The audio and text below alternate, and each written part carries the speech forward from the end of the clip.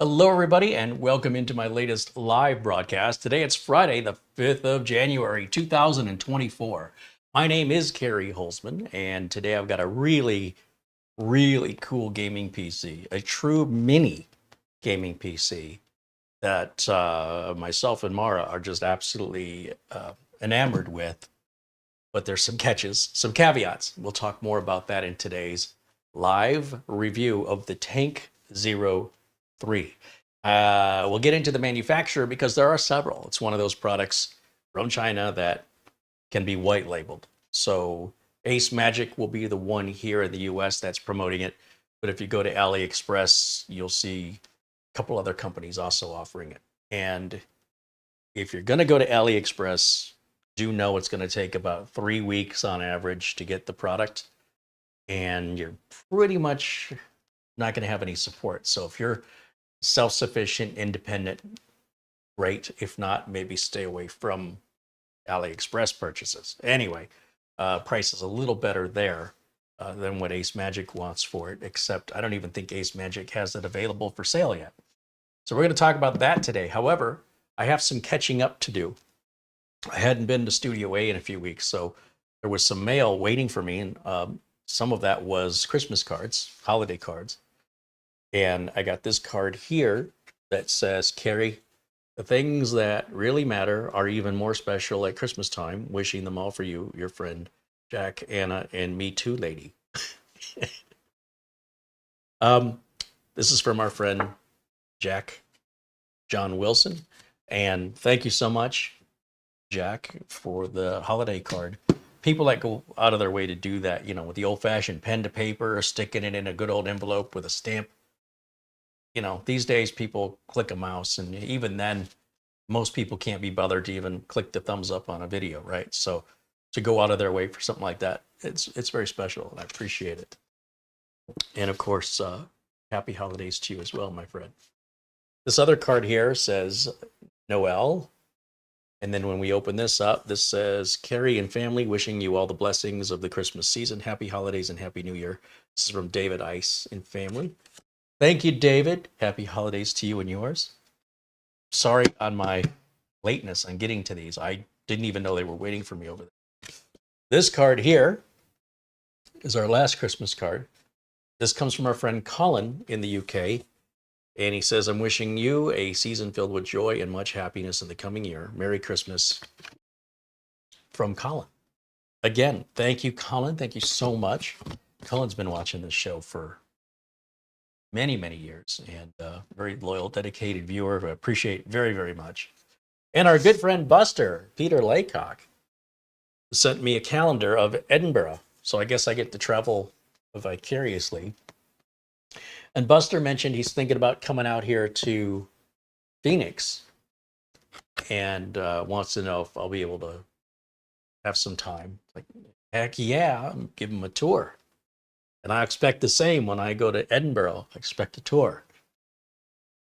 So this calendar is pretty neat in that it's black and white, which, you know, gives it a little sense of old-fashioned class. And well, I stand. Where do I need to stand? Well, I have no plans to go to Scotland yet. I definitely want to go. This can keep reminding me of what I have to look forward to as the year marches on. Look at that. Now, these are not pictures Peter took. This just looks like a professional calendar, best I can tell. There was no message with it, so I just have to assume it's just a regular calendar that was purchased there. And you know, we had our good friend that was making the calendars and such that passed away, and of course, he's sorely missed. But this calendar, very unique, and again, very thoughtful. I seemingly never know what day of the week it is. I have to look at the calendar over here, my digital one, to figure out what today is. So maybe this will keep me on track. So thank you, Buster, and thank you, David, and Jack, and Colin. They're very thoughtful. I appreciate you guys very much. Also, want to say thanks to everybody who has contributed waiting for the show to start here in the super chat. So let me give a shout out to these generous folks here. We've got a couple new members. First of all, Gregory Haffen has become a member after watching for 10 years. He's become a member. Woohoo! Thank you, Gregory. And he's going to be building a computer or two. So we'll look forward to seeing how he progresses with those. Terry, also a new member here. Welcome in, Terry. And of course, welcome into the membership, Gregory. Happy to have you both here. Garfield Rupe contributes $2 in Super Chat. Says, thank you, Uncle Carey, for all you do. Thank you, Garfield. There's our friend Buster. Peter Laycock contributes 10 pounds. He says, good evening, Carey and Marlena, and everyone in the chat. All the best from Bonnie, Scotland, where the temperature in Edinburgh is 35 degrees Fahrenheit, which is 1.6 degrees Celsius. Whew. That is just a little above freezing. Randolph Slavin with a 10-pound contribution. Slavin? I think it's Slavin. Thank you, Randolph. And Planet Cryos with a $10 super chat says, hello all, this is the mini PC I told you to check out. Glad you got to review. Hope it's a good one, or I might feel bad. I wish I could have got it myself. Yeah, but you got the little Samsung G40 I wanted to review. So looking forward to your video review on that. Lowest I've seen it was at $375 for the 4 terabyte. I know looking at Camel, at some point, briefly, it was at $319. I just feel like anything over $350 is a little too much for it. But when you do your review of it, maybe I'll change my mind. This unit was purchased, by the way. I went to AliExpress and I bought it using the funds that come in from your super chats and your memberships. The YouTube money is almost, it's so insignificant now. It was interesting. I was watching the 8-bit guy. He was talking how his revenue went down 80%, 80%, and how he's like, I might have to abandon the channel and, go get a regular job. And it's like, okay, yeah, we're all feeling it. We're all feeling the crunch. So just so you see what's happening with your contributions, I still don't own a Tesla. I got my eyes on the Cybertruck, but not for $120,000. So yeah, right now they released the Cybertruck and it's only, first of all, there's a waiting line of, I don't know how many people are on the list now, but it'll be like 9 years before they get through the list. Although I'm sure a lot of those people will drop off. But the version they just came out with is what they call the Foundation, sort of like the Founders Edition, right? And that's an extra $20,000. And the truck is the $100,000 version of the truck, plus the $20,000 Foundation version. And that's what they're selling this first year. And then next year they'll offer, I think, the mid-tier, and then sometime in 2025, then the cheaper version of the truck will be available. I don't know, I really like the looks of that truck, but I don't have any place for it. I really can't use it. It's really unnecessary. Tesla does have a supposed to be a $25,000 electric car coming out this year or next year. They've been calling it the Model 2, but Elon says it's not going to be called the Model 2. There's no Model 2. That's the dumbest name ever, but also hasn't alluded to what the name is going to be. Now, he's mentioned this before. He's very optimistic and very aggressive with his timeline, wishful thinking. So we'll see if that actually happens. If it's under 30 grand, I think I'd be a fool not to buy one. In the meantime, you can rest assured that all your contributions go right back into the channel so we can do reviews just like this one. I'll take you over to the website here. I'll explain to you what I purchased and why here. Ben Laird joining us from Scotland contributes £2. Thank you, Ben. Says hello from Scotland. Rick Lakes joining us from Minnesota with a $5 super chat. Right on. Thank you, Rick. He says hello, Carey. Hi, Rick. Ron Makura with a £2 contribution. And Nick Caffrey with a €10 contribution. Nick says, member for 1 week. So glad I get to be a part of the great community. Hey, that's awesome. Happy 1 week anniversary. All right, so let me show you this website for our AliExpress, the specific particular page, the link for which is in the video notes as usual, below the video. And this is the Tank 03 from a company called Chatreey, I guess. And they sell it with a couple of different versions. There's a 12700H Intel with a 3070 mobile graphics NVIDIA card. And then they have the i9 12900H with the built-in NVIDIA GeForce RTX 3080 with 16 gigs of RAM. Again, these are the mobile versions of the chips. So look, I'm not going to order something all the way from China to save $150. I'm going to spend the extra 150. It'd be all in. So I went ahead and got the 12900H with the 3080. I think 16 gigs of RAM, because I can put my own RAM and storage. So I probably went low to the, the lowest point here. I think, and you can see my total was 1385.06. It took about 3 weeks to arrive, and I have ordered from Chatreey. I've had a couple of Chatreey-based computers, and they've been fine. But again, I don't know what we would do for support, and warranty would probably be difficult. So this is a little bit of a risk in that sense. Now, AceMagic offers the same thing. Again, it's still called the Tank 03. In fact, if you look at AliExpress and we just type in, let's see, AliExpress, we just type in Chatreey just to see what models they sell, you'll see, oh, why did I type AliExpress in AliExpress? I can break AliExpress by doing that. Never type Google into Google. Break the internet. It's a joke. Okay, let's go back and see the Chatreey machines. And you'll see a lot of them are similar to AceMagician, AceMagic, Camrui. And so we have this one, which I have yet to review. That was the original mini gaming PC that I purchased with like a 2080, I think that has.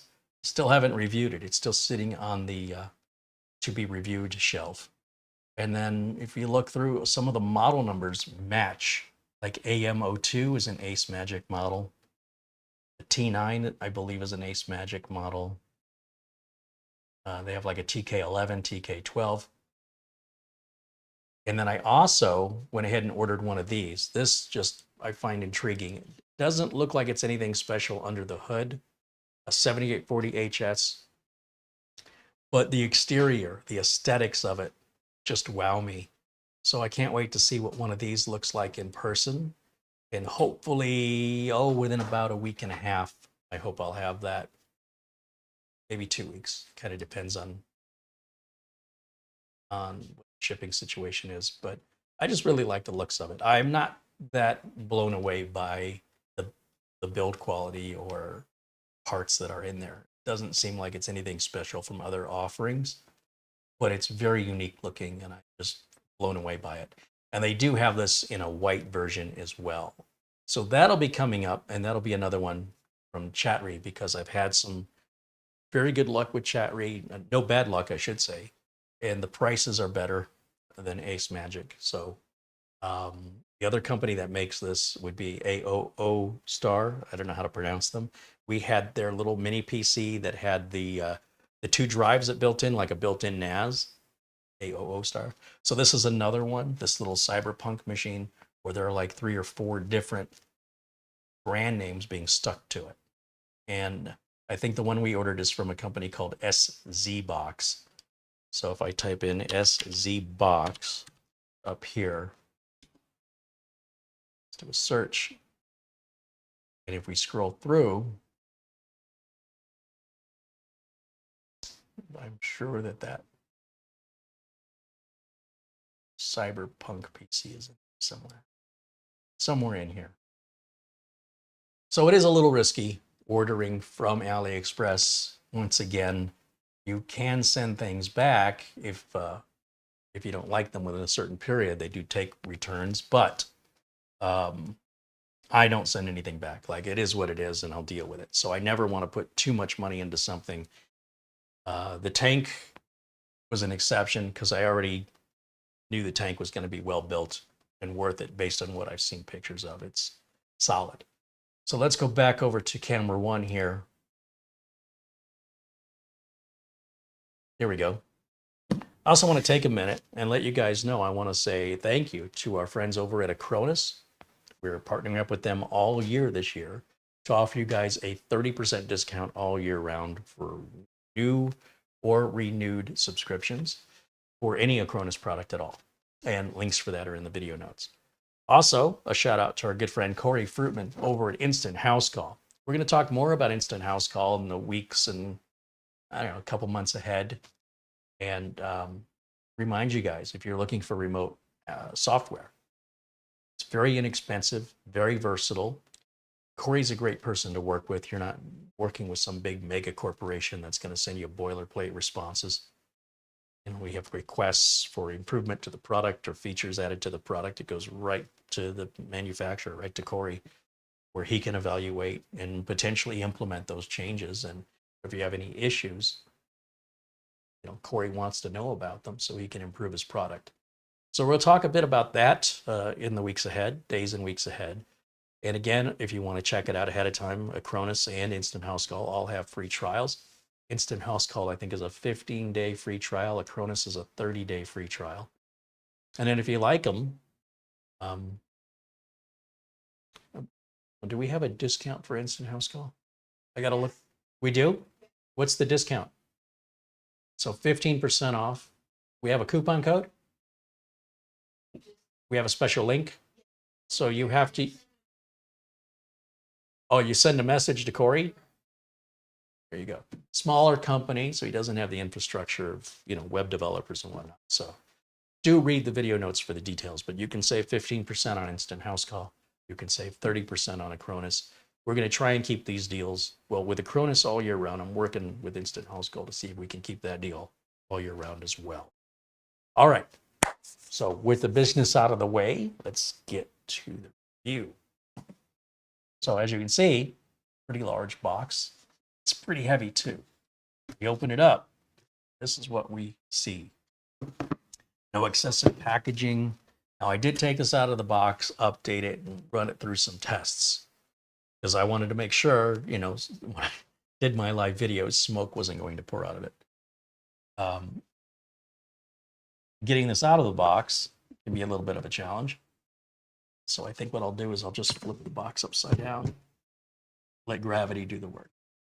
And then inside, basically, we have still quite heavy. Obviously, there's going to be a big power supply in there.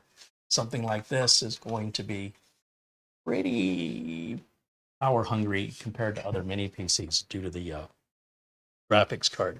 So inside of here, we've got this big foam piece here, which I much prefer to that corrugated board we've seen, like with liquid coolers and whatnot. And then down at the bottom, pull this piece out, and this is another little box of parts here. Now, obviously, there's not going to be a VESA mount. You're not going to be mounting this to the back of a computer. But look at the size of this power brick. It's as big as my face. So I took a silver Sharpie and wrote Tanko 3 on it because I don't want to mix it up with any other, because it still has your standard barrel power connector.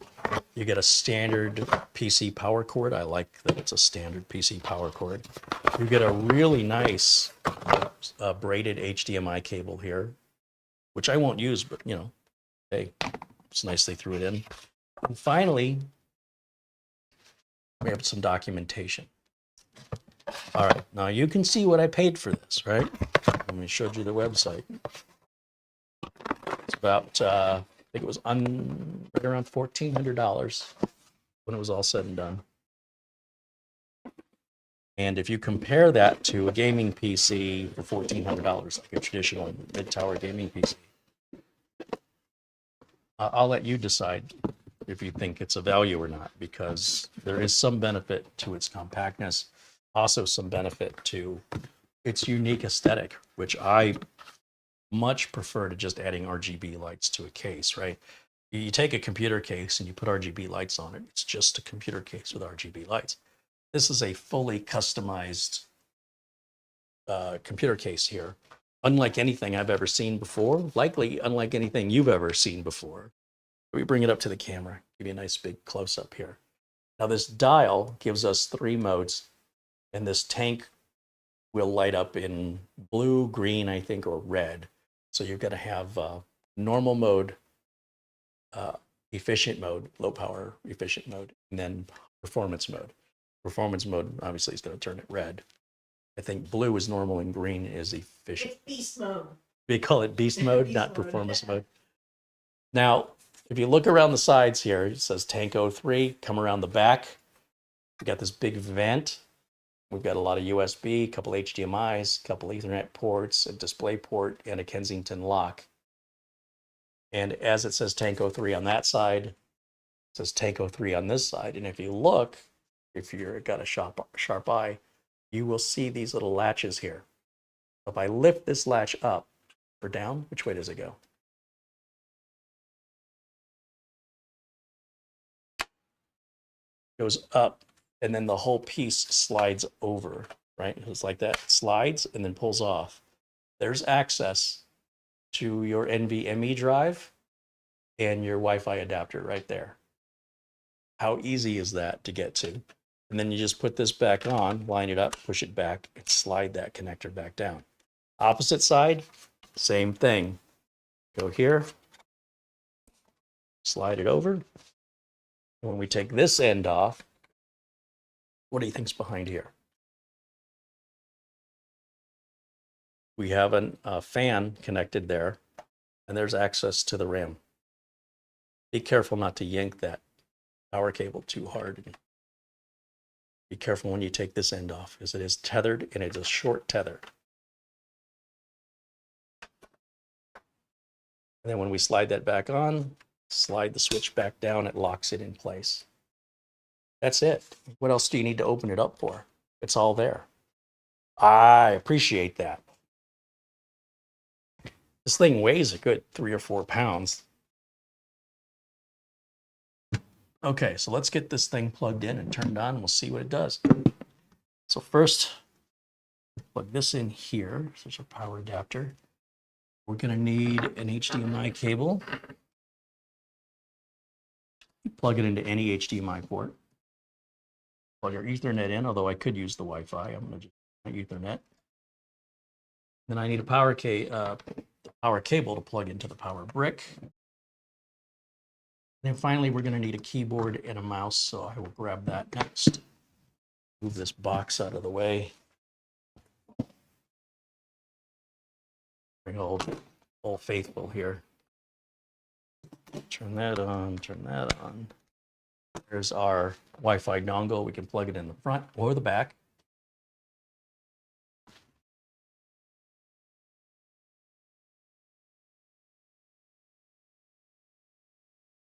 Okay, we've got an SD card memory reader right there, memory card reader, and our power button, and then this dial.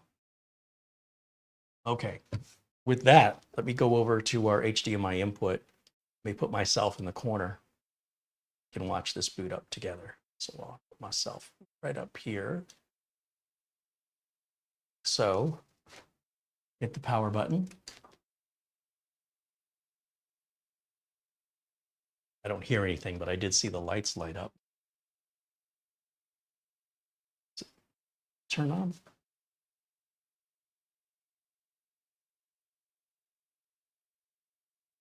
Yeah, there's no fan spinning, so I'm like, what the heck? Why don't I hear anything?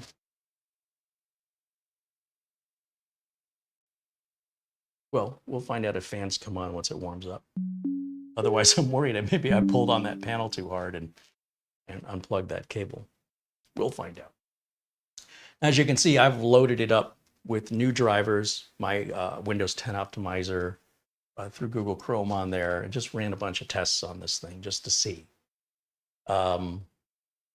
Overall, I think for the price, it's well worth it, especially given not only are you getting really good performance, but you got a very unique looking machine here that's very easily accessible. Let me go full screen on my side so I can see it the way you guys see it at home. Oh, so much better. Yeah, I put the Microsoft PC Manager on there, VLC, just did my normal cleanup on it so it'd be ready for us to play with today. If I go down here to the start menu, right click and go to system, see the specifications of what I've ordered here. This is a 12th gen 12900H i9 processor from Intel. 16 gigabytes of RAM. And is that DDR4 or DDR5? I'll tell you here in a minute. We've got Windows 11 Pro 22H2, so I haven't gotten a 23H2 update yet. Let's go back over here, and let's go to Windows Update and just check that. Start settings, see if it offers me 23H2 yet.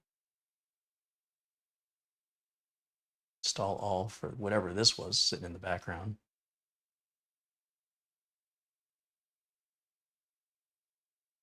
Check for this again. While it's doing that, we can bring up CPU-Z. We can get the details. RAM. See if that's DDR4 or DDR5. Dates are being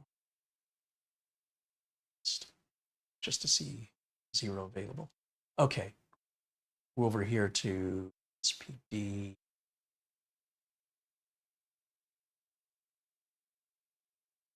Looks like a 5 from where I'm standing. Let me walk up closer. My eyes aren't getting any younger.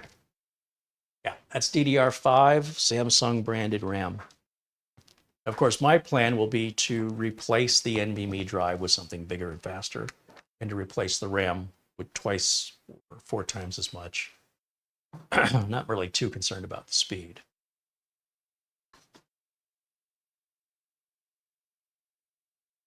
Did I leave Crystal Dismark? I did.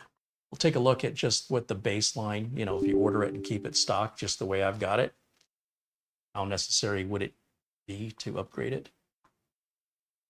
Obviously, it's just fine the way they ship it, but if you either felt like in some time, because it's a big chunk of change, right?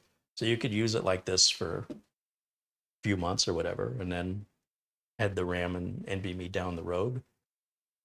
Or do it right away if you've got the money right away. But the beautiful thing is it's ready to rock and roll as it arrives, just as it is, with your ability to upgrade it very easily with these removable panels as I've demonstrated.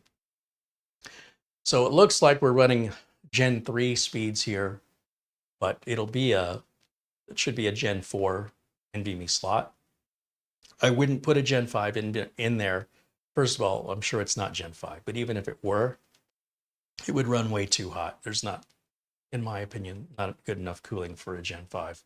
So even if it could take it, I wouldn't use a Gen 5. But with like the Fangjing 4 terabyte or 2 terabyte drive, that's Gen 4, that'd be a nice, inexpensive upgrade for this. Or even, Samsung 980 Pro or the Samsung 990, if you've got more bucks to spare, be a nicer upgrade with regards to, getting the Samsung Magician software and all the features that comes with. So let's take a look here at what you guys think.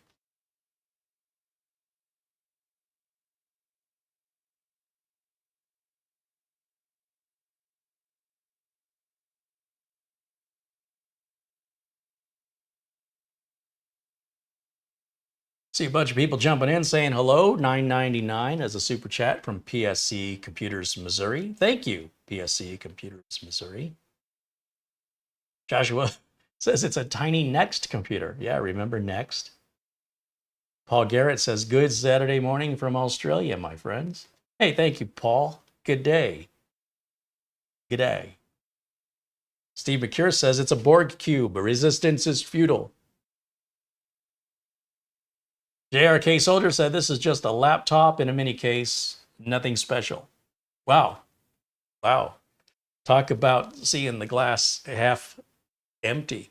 So no, it's nothing at all like a laptop in the sense that we don't have a screen, we don't have a keyboard, we don't have a mouse or a trackpad, We don't have a battery. Anytime you're looking at anything portable, right? So if you're looking at a tablet or a mini PC, they're going to be using, and I know this might be a shocker, so, make sure you're sitting down, mobile parts. So what else uses mobile parts? Laptops. So to suggest that because something, it's like looking at a helicopter and, well, that's just a Chevy engine mounted vertically or whatever. I mean, it's just silliness. So clearly, there are laptops that will use very similar mobile parts. However, you will be paying for a screen, right? A monitor, speakers, keyboard, trackpad, battery. This doesn't have any of that. Very different. But to each their own. Some people, when they hear opportunity knocking, they complain about the noise. All right.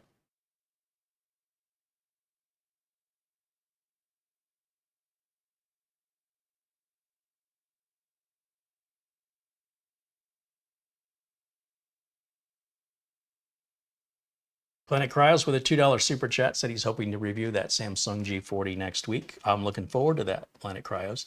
Douglas Burchell renews his membership. He says, what a great day to be a member for 6 months. Thanks for all the joy and knowledge you provide. Right on. Thank you, Douglas. Nick Poverman said, I got burned by AliExpress. I will never buy from them again. I'd rather get it from AceMagic. Yeah, well, I might feel the same way if that happened to me. So far, so good. I do recommend caution when ordering from AliExpress, but it's not like wish.com or temu.com. I would never order anything from them ever, nor do I recommend you. It's, you can just take whatever arrives and put it straight in your trash can. Peter Lecoq says that though pictures on the calendar are so old that he wasn't even born yet when those photos were taken. See, I don't know the history of the photos. But he said Edinburgh hasn't changed much. So that's really cool.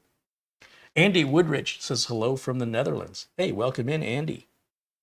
Les Stevenson says hello. There's George Frugia saying hello. And Jim KJ3N, not a fan of the Cybertruck.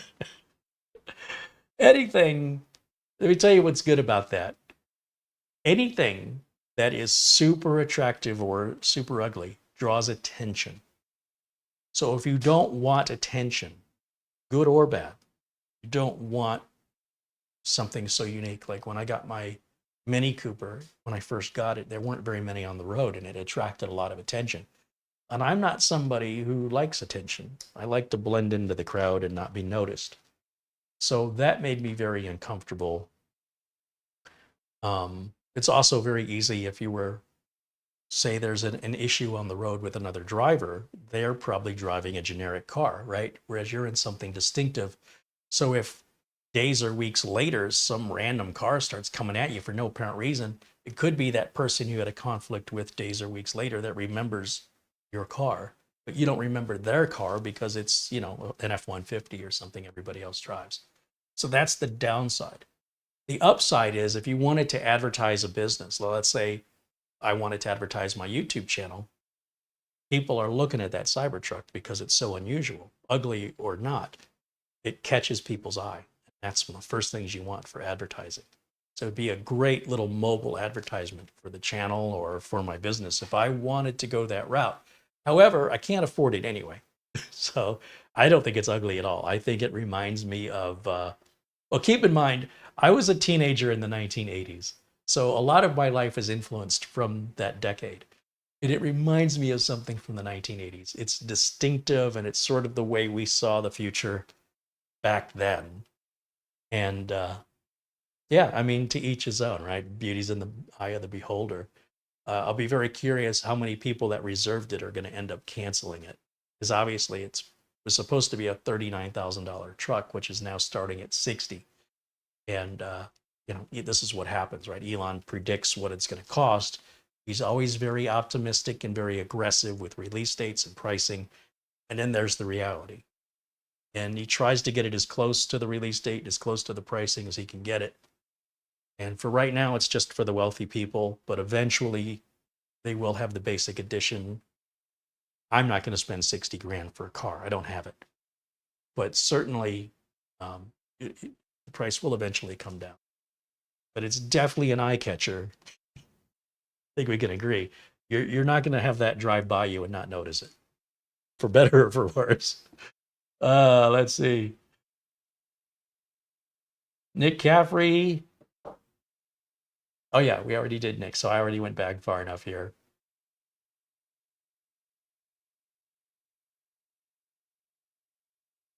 ESC Computer says, Carey, have a great weekend, brother. Hey, thank you. You too, my friend.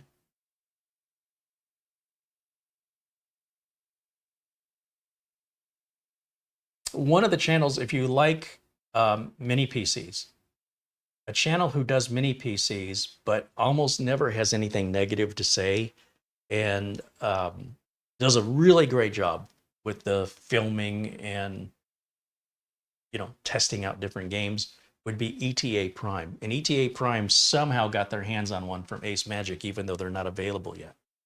A little jealous of that, quite honestly.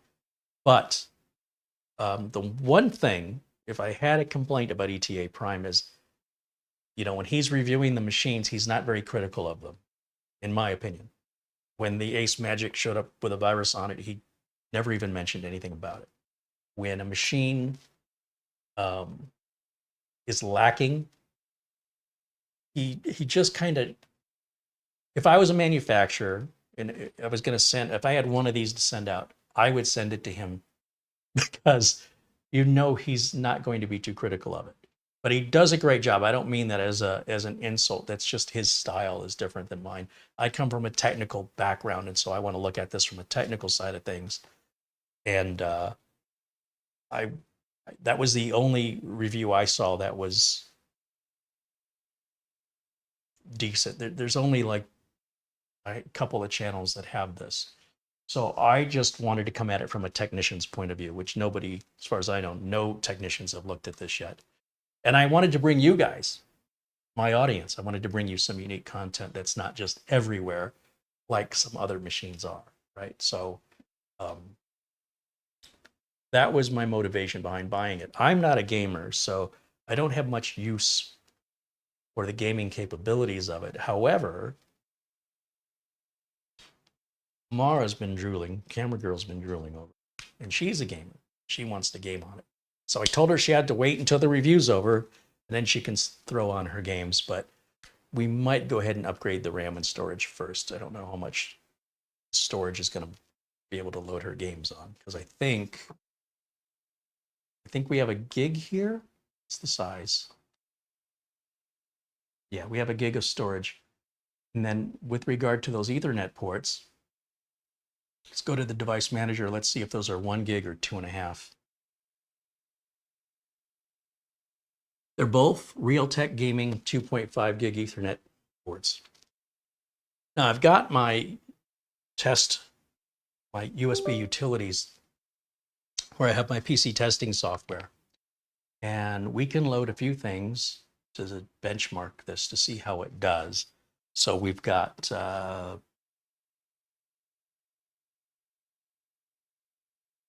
PC testing here. Heaven Benchmark's very, very old. I'm not sure it's worthy of running that. We have 3D Mark 2016.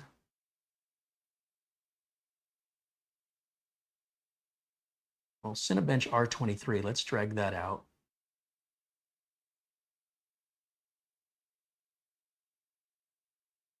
And let's go ahead and drag out the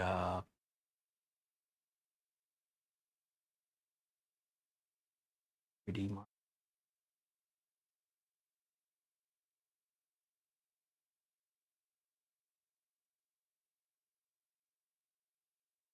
Well, I wonder if this will load.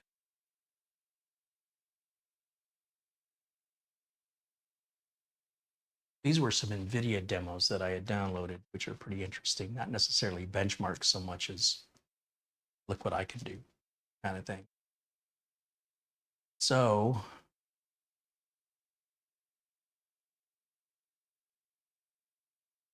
That's a big file it's moving over. Paul O'Brien with a €2 super chat just now. He says, OMG, just woke up and missed some of the stream. Hey, DVR mode is on, so you can rewind and go back to the beginning, but glad you've joined us, my friend. All right, let's take a look here at, here we go, starting to unpack off. I'm installing that from the USB drive. So it's a little bit slower than if we copied it over first. Why'd I do it that way? I have no idea, I just did.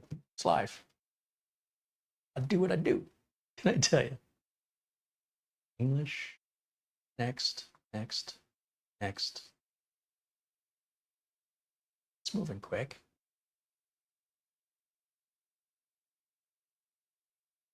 I'm still not hearing any fans.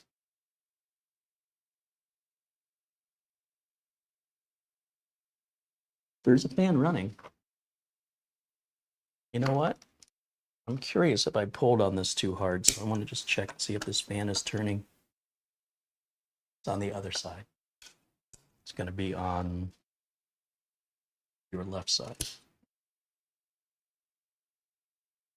Oh, it's a little teeny tiny fan, and yeah, it is spinning. Ooh, there's some heat coming out of the bottom of this thing. That's where it's all at. Okay.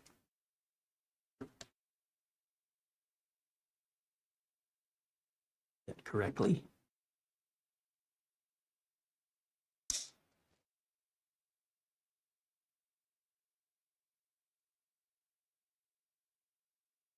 Nick says, did you run the Heaven benchmark software on it like you used to? I think this would just annihilate the Heaven benchmark because it's such an older benchmark. We need to put something that's more challenging. Jim says you're not going to blend in with something as ugly as a Cybertruck. Well, that's what I was saying, Jim. That's exactly what I'm saying. You're going to stand out. Now, let's see. Mikeman said he's got a new 7-port USB 3.2 Gen 1 hub. He says, but even though it's powered, it can only run up to 2 devices at a time. But so far, a Seagate drive and a Western Digital. Well, it's probably 2 devices that are drawing power. So if you're plugging in like a keyboard and mouse dongle, if you're plugging in a flash drive, those things don't require much power. But yeah, if you're going to plug in an external mechanical drive or even a solid state drive, it's going to be drawing voltage from the USB port. Now, as you're well aware, if you were to plug in a whole bunch of Christmas lights into one power outlet, you'll blow a fuse. In a case of like a computer, it just simply won't deliver you that much power because otherwise it would melt the USB wires, which are very, very small. They're very thin.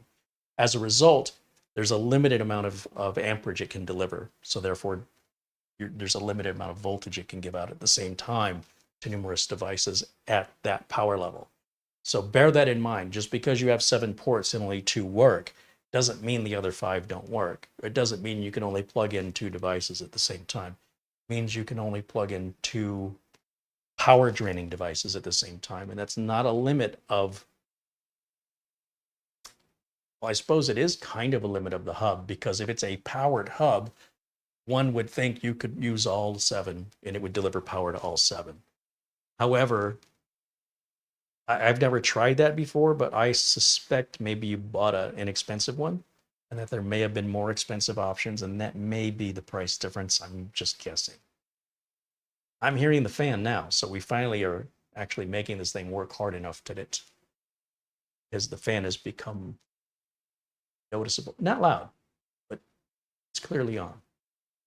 I was expecting this at idle, so I got no complaints as far as that goes. Nick Poverman said, I love my Mini Cooper Clubman. It's a second car not used in the snow or ice. Hey, I love my Mini Cooper too. I hated the dealership I had to take it to, and I only had one. That dealer, there was no competitor for them. Did not like the way I was treated. I didn't like the service. I didn't like the prices. And I did keep the car for 8 years, but I got rid of the car because of the dealership, not because of the car. It's the only time I've ever done that. Usually I get rid of the car because I don't like the car, or the car is starting to become unreliable after a certain age. That car was running perfectly when I got rid of it, and I was just tired of taking it to the dealer, and I didn't want to take it to just anybody to work on it. I wanted it to go to factory trained mechanics who know how to work on that car because everything's very super tightly put in there. Very unusual. All right, let's hit launch here and see if this works. The code execution cannot proceed because audio was not found. Okay. Had problems with these before. Video demos sometimes require some prerequisites, and I can't remember what they are. Like it needed framework, or it needed some DirectX update or something to. Let's try the superposition here. See if we can get that loaded up. Yes. Accept. It's fine.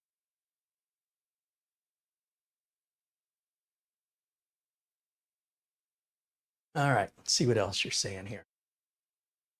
David Moore said, I love this computer, but $1,500 is too much for me. They do have it a bit cheaper.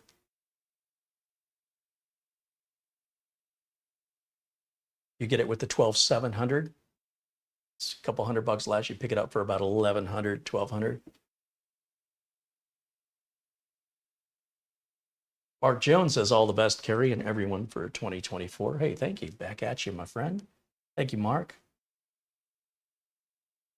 New Tesla looks like the chassis was designed on a Commodore VIC-20. That's what Starshine says. I kind of agree. Kind of agree with that. I don't think that's a bad thing, but hey, you know, to each their own. Let's see. Greg M says, a review requires using a device for a month or two and pointing out any issues with the device. Well, I would say a proper review, in my opinion, as a technician, isn't running benchmark software. And it isn't your typical review you see here on YouTube, but it's living with the device, using it as as your everyday computer. Benchmark, performance, fun. And I've emphasized that, even back when I did the NUC. Remember the very first time when the NUC first came out from Intel, back in April of 2013, we built one. And I said I would be every year giving you an update on that. And I did that for a few years. 10 years later, the thing was still running great and needed to be replaced just because it was getting pretty bogged down. It was being used for remote work and had responsibilities it never had to do before. And so the person using it needed more and more resources. So while the machine was still operating just fine and I never had any problems with it,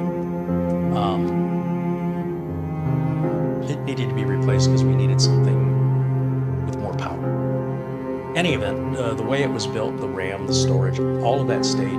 Still to this day, we still have the machine. It still works perfectly. It's still an i3 from 10 years ago, but I guess it's 11 years ago. And it's still got the same components. Nothing's been swapped out. Nothing's been repaired. It's just a good little computer. And I think at the end of the day, the problem with reviews that do that is by the time you can say for certain, hey, this thing's been great, for 11 years, it's no longer relevant. Even if you say, hey, it's been great for the last year, it may no longer be so. The technology is moving so fast that to wait, and I mentioned this back in April of 2013, I said, so what we're going to get out of this is to determine the manufacturer. So if this machine is actually a pleasure to have, and it's no longer available in the years ahead, then we should come to expect that from whatever replaces it from, in this case, the Intel. Oh.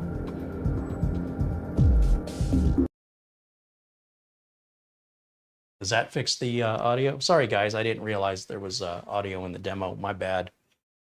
But what I was saying was, if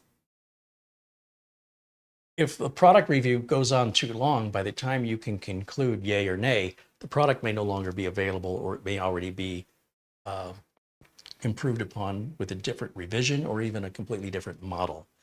So at that point, what we're doing is we're evaluating the manufacturer. We're saying, okay, well, this Intel NUC was really good, so therefore the next Intel NUC I would expect, because of my previous experience, the same.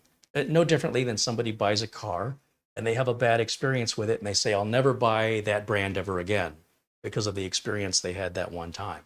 In much the same way, these reviews, even when you do it that way, can be inaccurate because there's no telling the management of the company in what direction they shift and change to different suppliers or cost-cutting measures where they were once making good products and now they're not good, or the other way around. So we're kind of doing ourselves a disservice if we establish, let's say, go to a restaurant and you have a meal and you don't like the meal, you don't like the service. Well, that depends on what day you went, right? And who was working, who was cooking, who was your server. You'd have to go there about 3 times, in my opinion, to establish what's the norm. Is the norm bad service and bad food? Or did you just go on a bad day? In much the same way, you can get a bad unit, you can get a good unit. And so the review is really for the specific one you have. So even though they're all built by basically robotics and they should all be the same, they're all going to be a little different. Every CPU silicon is slightly different. And I don't know. So reviews are, they're not really any guarantee. They're just one person's experience they're sharing with you. And sometimes the person's at fault. They don't know what they're doing, or their expectations are thrown way out of whack, and they don't know that. So I've seen plenty of that on YouTube. Sometimes their expectations are very low and they're very easily impressed. Mara, for example, liked this before I so much as turned it on. She was already in love with it. Her mind was made up. Now, granted, if she had to live with it and it was giving her problems, she'd change her mind. But I have to tell you, if you go into something positively, you're less likely going to be critical of it, unless it's really, really bad. So in other words, like, let's say I like that Cybertruck, right? I like it. Jim, KJ3N, doesn't like it. If we each got one, who do you think would complain about problems that the other one says they don't have? And that's just attitude. You like something, you like it. You don't like something, you don't like it. It's not right, it's not wrong. And so when we look at all these reviews, you've got to understand that even if you read Consumer Reports, my experience with products that they say are great, my experience is I would never own that product, and I don't know how Consumer Reports came to that conclusion, right? So it doesn't make them wrong, it doesn't make me wrong, it's just we had 2 very different experiences. So the best we can do on these reviews is share our experience. But there's really no better experience than yours personally. If you're interested in something and you want to know, would I like this? The only true way you're going to know isn't going to be from anything on the internet. The only way you're truly going to know is to own it and experience it yourself. I can't tell you what you like, what you don't like, or which product you're going to get, or how you're going to use it, or what your expectations are, and whether or not they're going to be met. Only you know all of this. So I strongly encourage you, if you're interested in anything you see me review, try it for yourself. Don't take my word, even if I say I don't like it. I mean, unless there's some serious issues that you agree with that you don't want to mess with. But if it's just a personal preference that I have, don't let my personal preferences influence your buying habits. I'm not here to sell anything to you at this point. I just want to introduce you to it. I want you to see it. I want you to know where you can buy one. I don't have any affiliation with AliExpress. I don't make any commission if you buy one or you don't. I'm buying this for content to introduce it to you.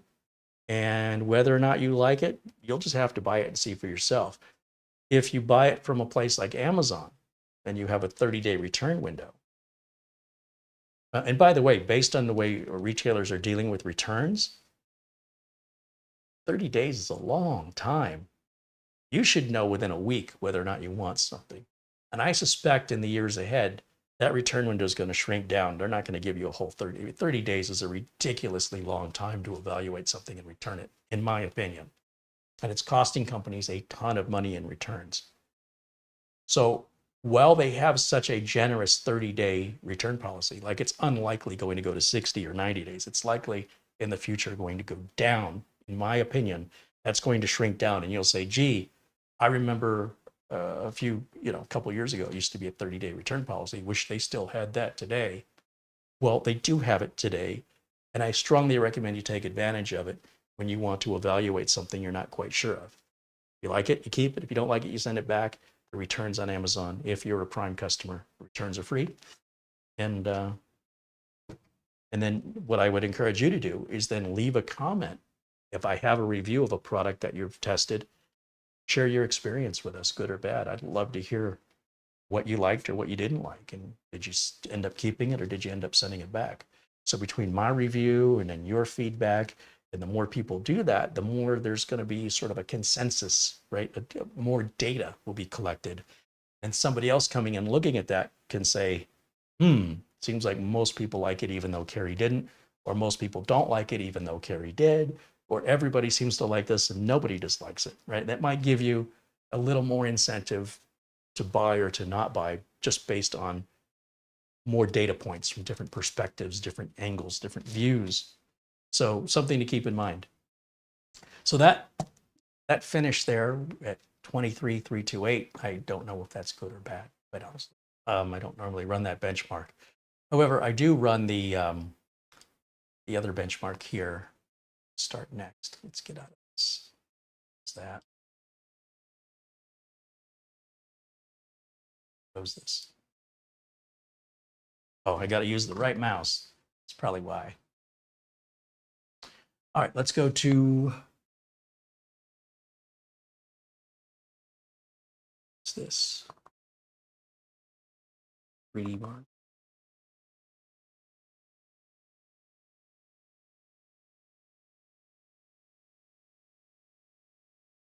And every time I move the camera, it's like a window wants to open there. Block your view. The fan is completely silent again. So it just kind of cranked up a bit while it was running that benchmark, and it wasn't very loud at all.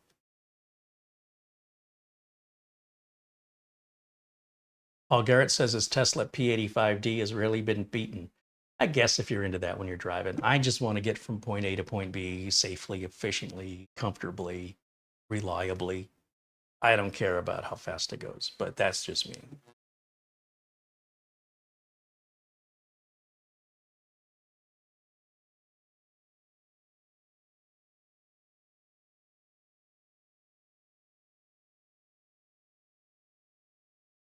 Douglas Burchell said, per my 6-month membership, I have had my his AWOW mini PC now for 6 months, and it's been running great the whole time. Yeah, that's why I say these updates with ownership, living with it, certainly give us an indication of, if there's any buyer's remorse. Somebody might be super happy and excited like I was upon receiving this. And then, of course, it's even more devastating and depressing when it doesn't live up to your expectations. So far, this thing is exceeding my expectations.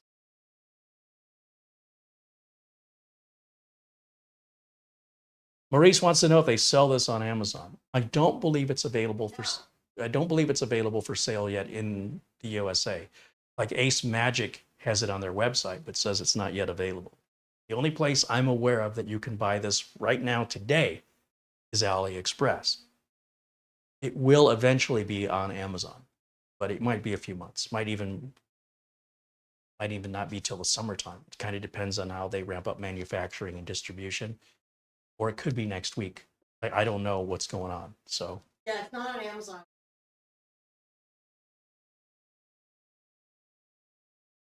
Oh, really? So AceMagic has some configurations, but not all of them. They have some that are. But they're also more money than AliExpress, right? Yes. Then they cost more money.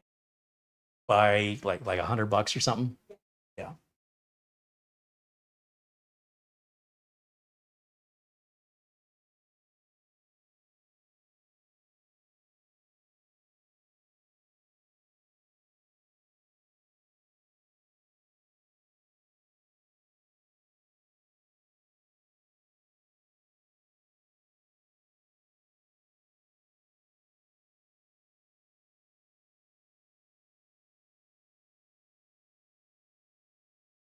Greg M said he wouldn't spend $1,800 on an AliExpress. I didn't spend $1,800.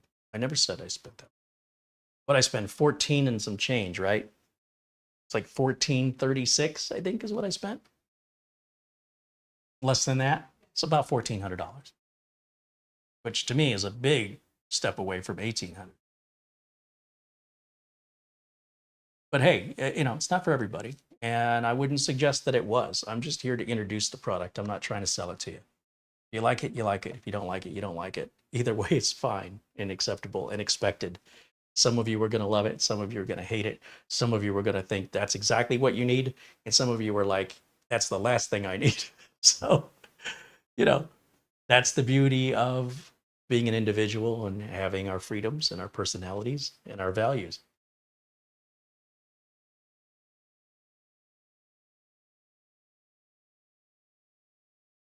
Greg says it's 1,800 Canadian. I see. So the Canadian dollar is about 75 cents American. It's still the same amount of money.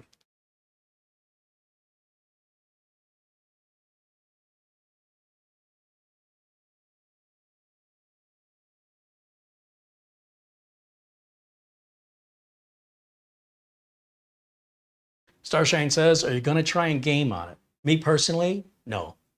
But Mara, absolutely. So World of Warcraft, which is nothing graphically. Star Wars, The Old Republic. Are there any more modern games you play? Rift and Terra? Those are still pretty old. They're not that old? They'll give her something to do.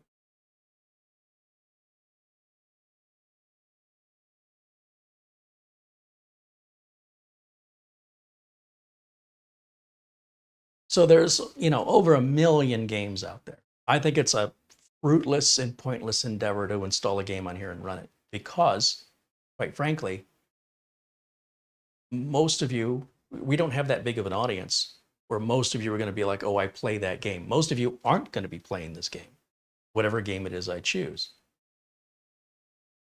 So to me, it's pointless to run any demo of a game because it's likely not a game you play. And whatever settings I put it at may not be the settings you prefer. So we don't really know how it's going to perform for you. We do know it has a 3080 mobile graphics chip in it. And we know it has a 12900H Intel i9.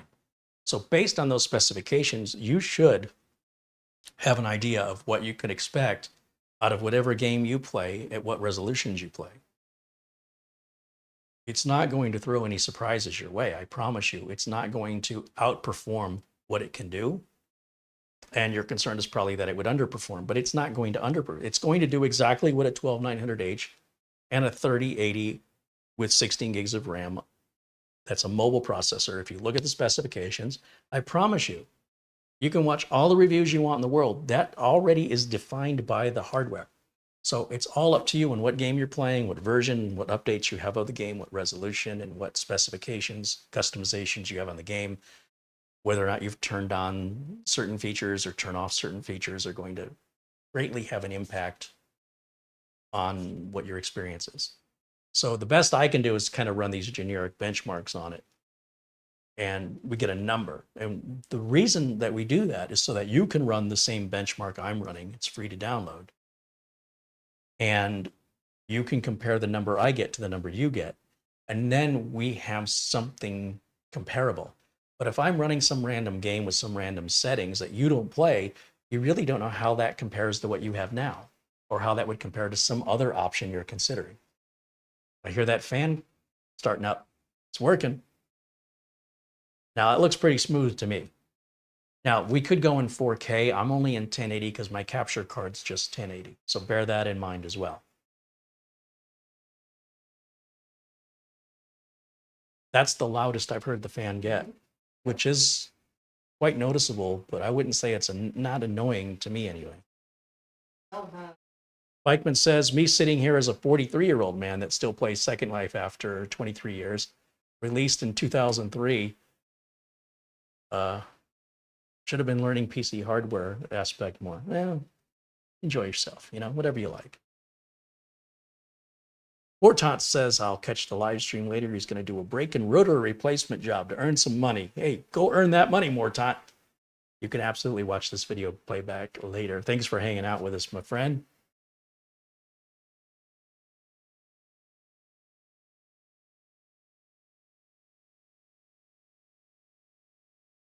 So we'll just kind of watch this benchmark, and I'm going to look through the chat room here. At some point, you might need to file or Oh yeah, well, we can certainly do that. I mean, we've got the little window running in the corner. So if I turn the lights out right now, people should be able to catch that. Yeah, the RGB is not over the top. And I do have it in performance mode, right? Is it red? Yeah. Yeah, so I'm in Beast performance mode. Beast mode. So by the way, that's also going to affect your, say you're gaming and you're like, oh, this thing sucks. I don't know what Carey was talking about because you weren't paying attention and you left it in efficient mode. So you could come to a completely false conclusion because you didn't configure it correctly, as could any reviewer, by the way, right? So just bear all that in mind. There could be things like driver updates and BIOS settings that can affect the playability of very specific games and very specific versions of those games with very specific settings within those games. It's a lot of variables. They just compile one on another. So there's nothing perfect. Nobody's reading your mind. Nobody knows what your expectations are. You're going to have to evaluate and judge it on your own. And until you have it in front of you and until you do that, I don't believe there's going to be any review you're ever going to read or see on YouTube that will be the equivalent of you having experience with it. So that's my opinion on reviews. It's like movie reviews. I used to watch Siskel and Ebert at the movies. Very rarely did I ever agree with those guys.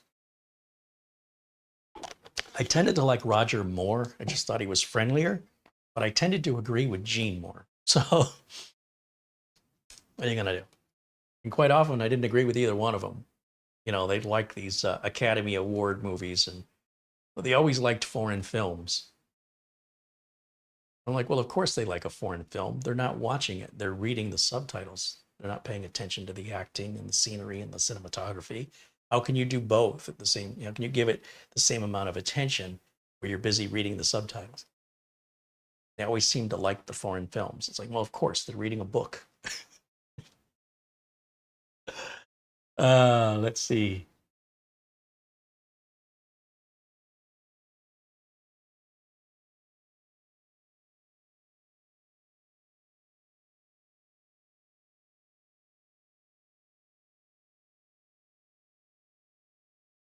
What's that?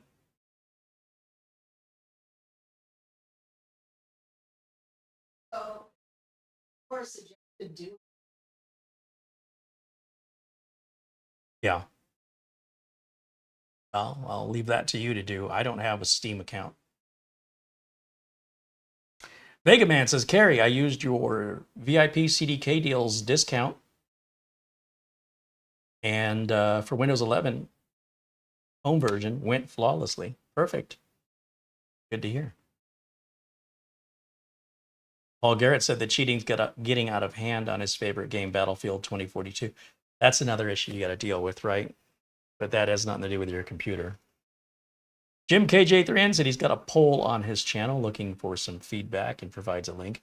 Do check out Jim KJ3N's YouTube channel. He's got some very interesting and very real content, which I appreciate. There's our score. 11,598 is our total there.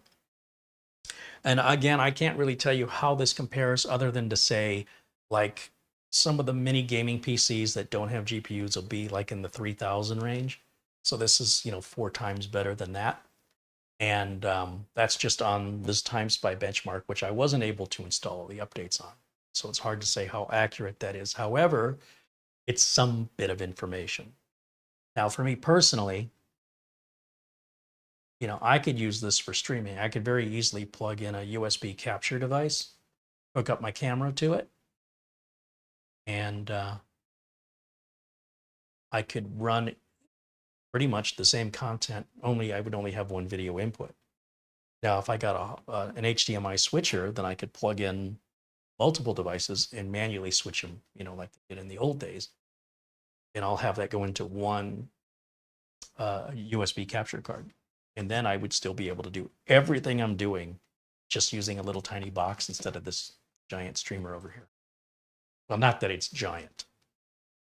Speaking of which, the big build blowout that we did at the end of the year, I just got the rear case fan for it, and I got some fan extension cables because the rear case fan, I need that cable to run all the way to the bottom of the motherboard where the fan hitter is.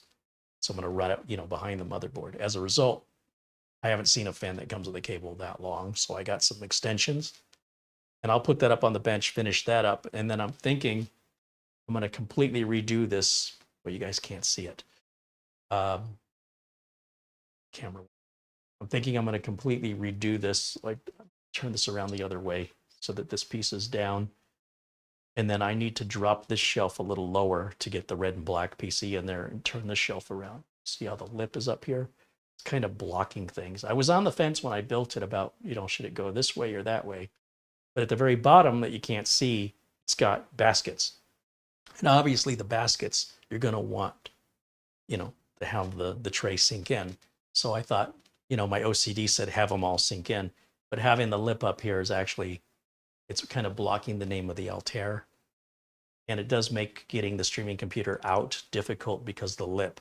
So I have to basically take everything off, flip the trays upside down, at least the first two. I could leave the bottom one. The two middle ones are baskets, so those will be left alone. And then kind of drop it down one more notch, I think. And then I should be able to squeeze the red and black big build blowout that we did at the end of the year.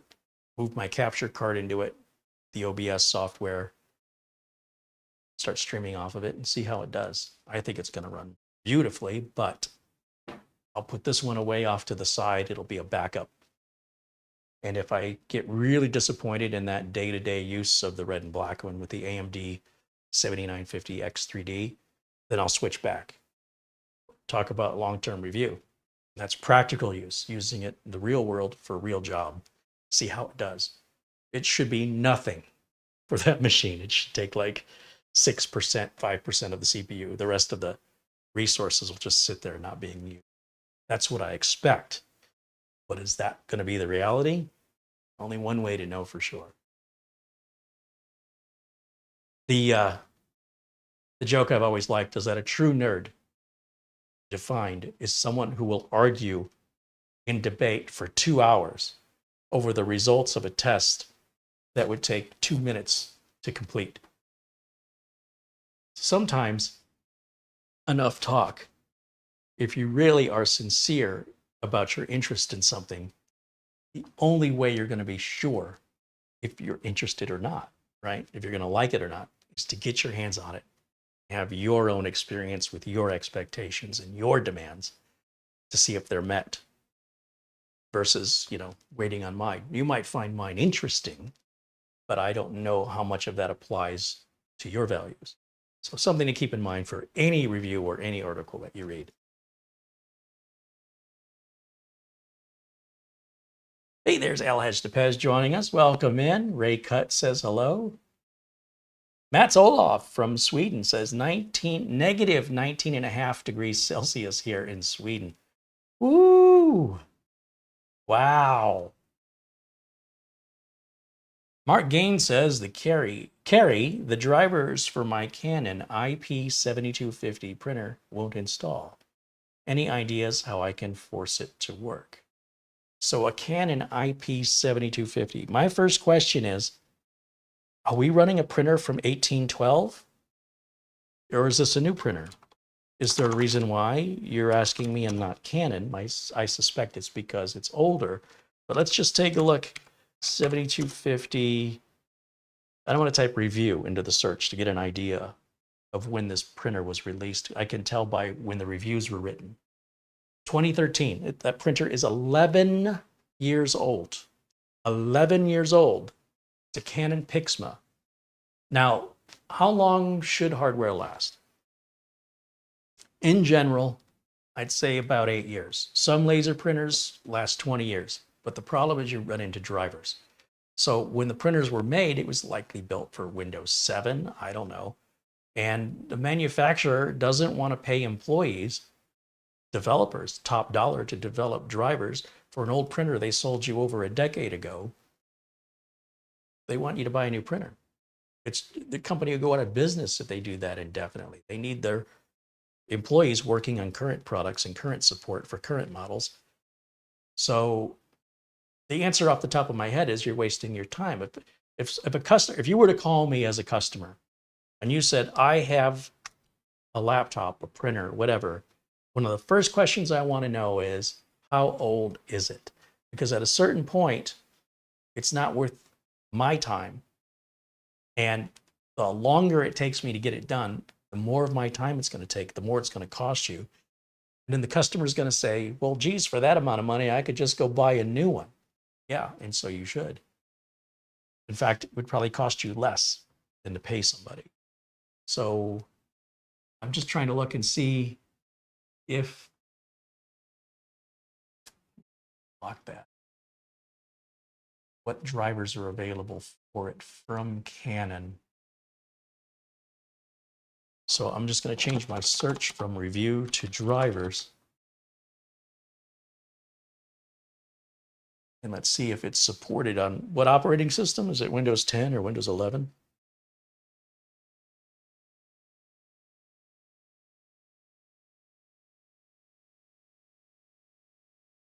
If the printer was working, all right, so let's just say that this is compatible. I'm looking right now to see if it's compatible with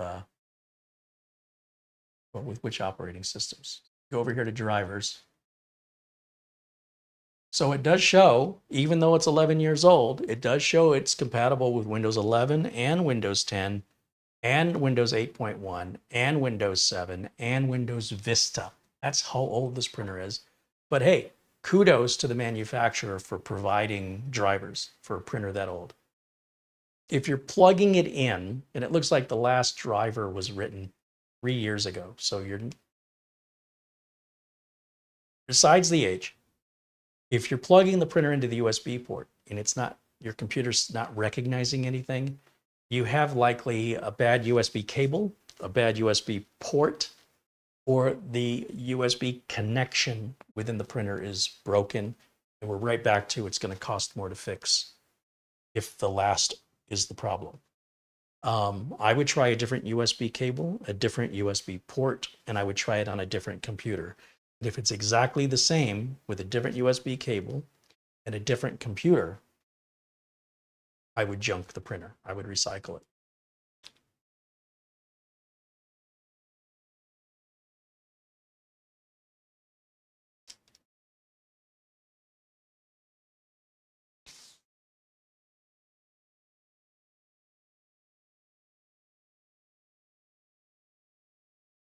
The other thing is, we're not talking about $1,000 printer here. When that printer was released, it was a fairly inexpensive printer. So the fact that you still have it and it was still running 11 years later, I don't think the printer, I wouldn't be all upset that, oh, they're ripping me off. You know, if it was a worst case scenario, I'd say, hey, for what I paid for this, I definitely got my money's worth. However, I'm saying, you know, in a worst case scenario, I definitely think a different USB cable and using a different computer would be the two main things I would do to determine if it's the printer or it's the computer.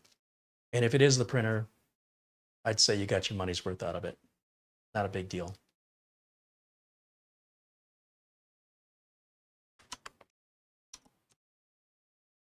I think those printers were 150 bucks when they were new. Today, you know, if you really like that model of printer, you could probably go on eBay and buy a refurbished or used one for probably under $100. But honestly, I would buy a new printer if I tried a different USB cable and I tried plugging it into a completely different computer and I got the same results, then it's the printer. It's done. That's my perspective on it.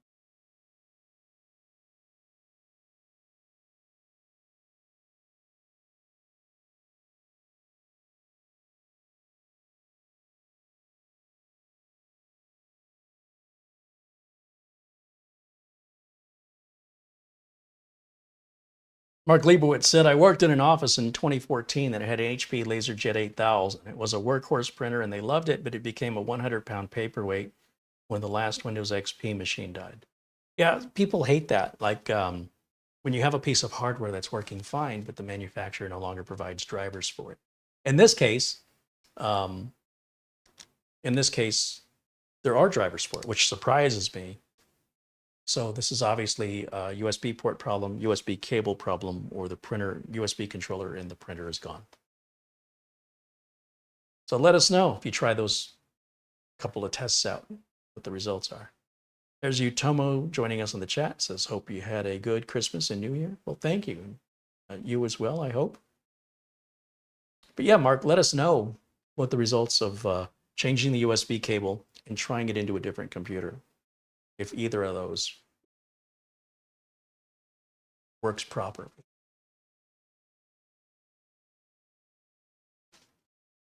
Some people want to keep the same printer because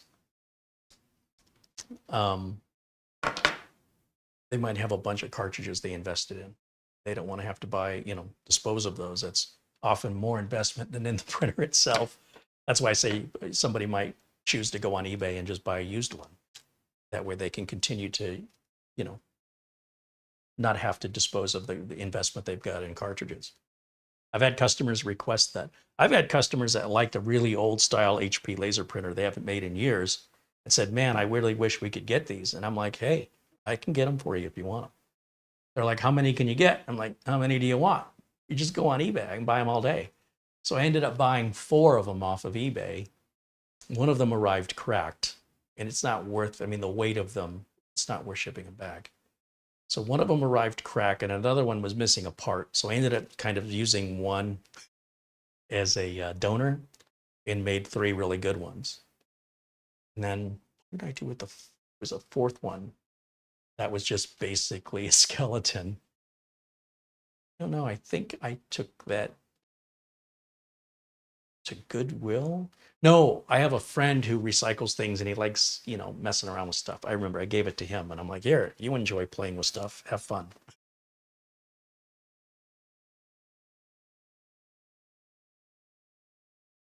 Jason Willis says he needs a new printer considering going laser. I don't do anything but laser printers personally. Inkjets are very much a consumer thing. All of my business clients all run laser printers. I only run laser printers. And they just last forever. You just pop a toner cartridge in it, you're off to the races. Very rarely do you have problems with them, regardless if it's Brother or Samsung. Well, Samsung doesn't make printers anymore. HP. I've got one now from a company called Pantom. The drivers are horrible. It's made very cheaply. I would never buy it again.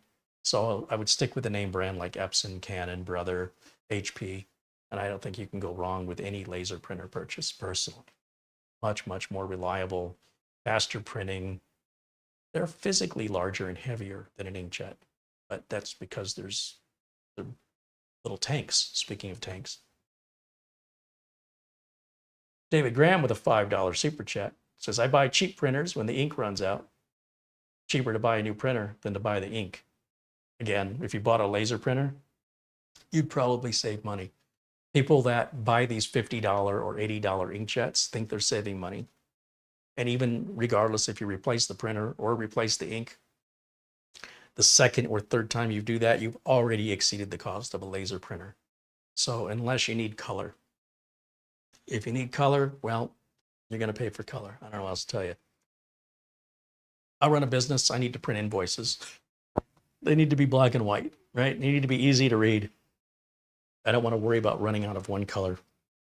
I did have a color laser printer, but what a pain in the butt to have to replace 4 ink toner cartridges. They never run out at the same time, right? So I always had to have extras on hand, and sometimes they were hard to get. Certain colors were harder to find than others for this particular model of printer. I think I lived with it for about 2 years, and I had enough. It was physically quite large because you had to have room for 4 different toner cartridges, which is 4 times the amount of maintenance cost. So it went right back to the old-fashioned laser printer, much smaller, more compact, cheaper, more reliable. And The Samsung printer I've got at Studio UI, I've had, geez, it's got to be going on over 10 years. Still has the drivers running fine. It's got a built-in scanner on top.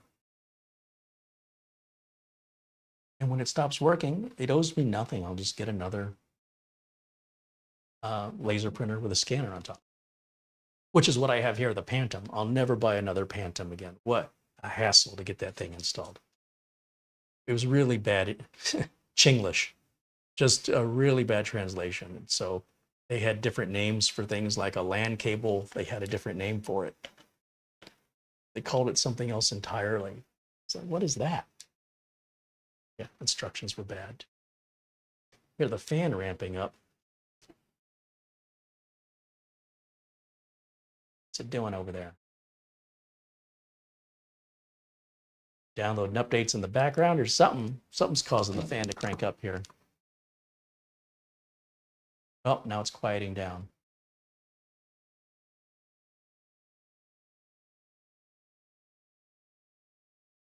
Still waiting on that 23H2 update to be offered to me. Not quite sure why it hasn't yet, but it will. I could force it if I wanted to, but it's a window. Okay. Do you guys have any questions about the unit that maybe I can answer? Maybe I'll know the answer to? I'll do my best to provide an answer.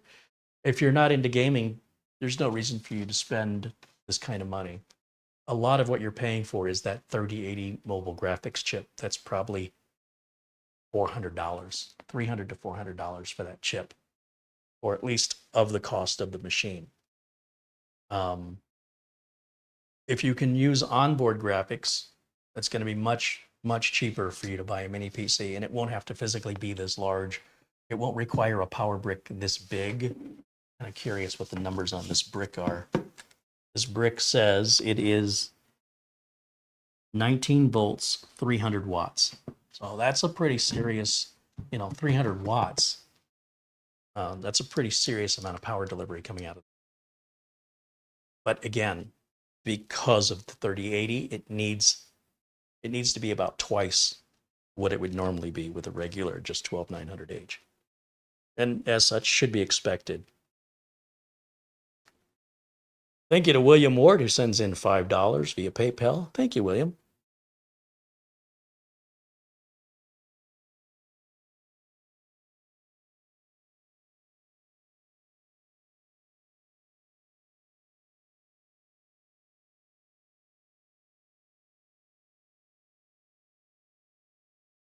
Okay, any other questions, concerns that I can answer for you?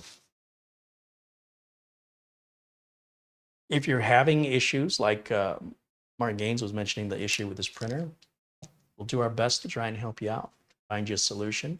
Myself and the community together make a pretty good team in helping most people find solutions or point them to the direction of where the solution may lie on the web. So don't be shy if you're struggling with something. Give it a shot. You have a whole community here eager to help one another.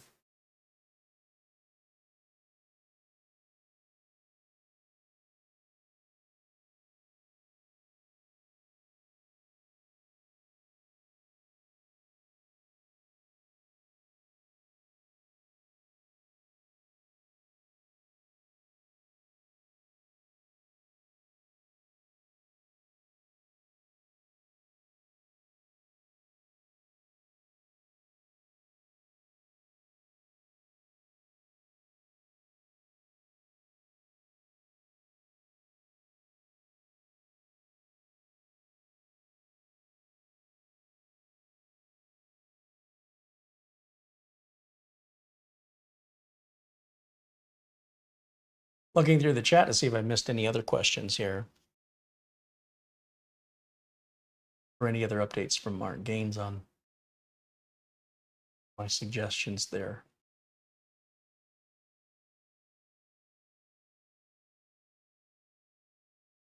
Is Oystein in the chat? I don't see Oystein. Well, Oystein, if you're watching, just thinking about you.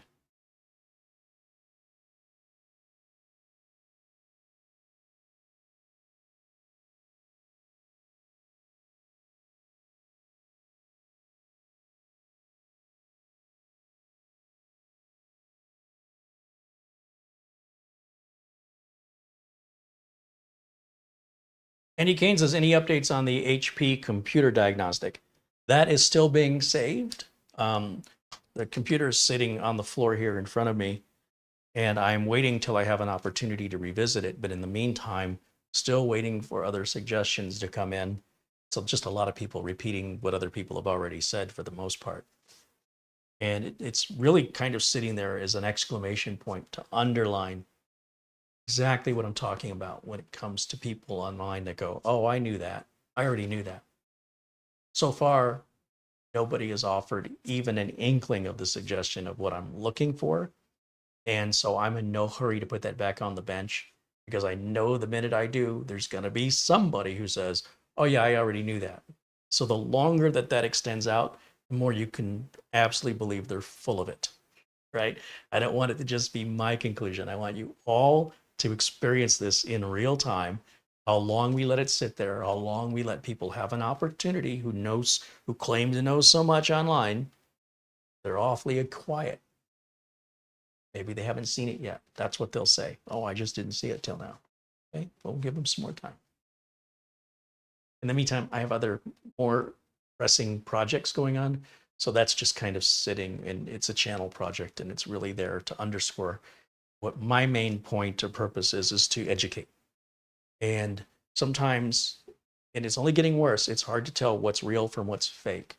And when you go online and somebody claims they have an answer for something, there's a lot of BSers out there. There's a lot of people who are pranksters, and it can be very difficult to tell those who are sincere and genuine from those who are fake and those who are troublemakers. So I'm trying to prove a point. We're not trying to rush through a repair or a diagnostic. That's what I always do. Now we're doing something very, very different, so all of you can witness it. Matt says it's hard to trust anyone nowadays. Unfortunately, when it comes to strangers, sometimes friends. But it's getting worse, and with AI, it will continue to get worse. So it's getting more and more important for you to develop the skills, if you don't already have them, on what to look for. What are the red flags? And what are indicators of this seems sketchy versus this seems genuine? Unfortunately, I can think of a lot of red flags for things that are sketchy. Can't really think of much in the way of what's genuine other than getting referrals from other people who've worked with that person before, or that person has a documented history. Like I have a documented history. You can go online. You can see posts from me on news groups going back to the 90s, back when the internet was first really released publicly. I was very early in the internet back in the day. And, it's probably 26 years old, I want to say. And started, so let's think about this now. 30 years ago? Have I been online for 30 years? Not doing that math right. Certainly more than 20 years, but probably not much more, right? You're only in 2024, probably around 1996, 28 years, getting old. Plus, I've done a number of podcasts. You can look for my books on Amazon. You can look for articles I've written for magazines, computer magazines like Smart Computing, PC World, Tom's Hardware. I wrote a couple articles for them. So if you do that research, but a lot of people, they don't do the research, right? They just